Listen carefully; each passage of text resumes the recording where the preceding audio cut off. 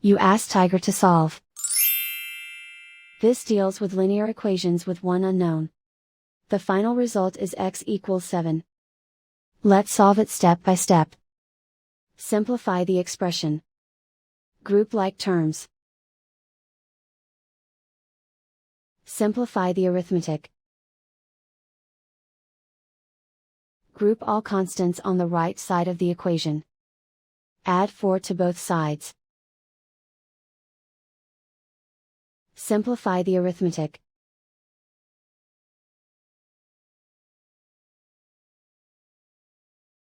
Isolate the x. Divide both sides by 5. Simplify the fraction. Find the greatest common factor of the numerator and denominator. Factor out and cancel the greatest common factor. And so the final result is x equals 7.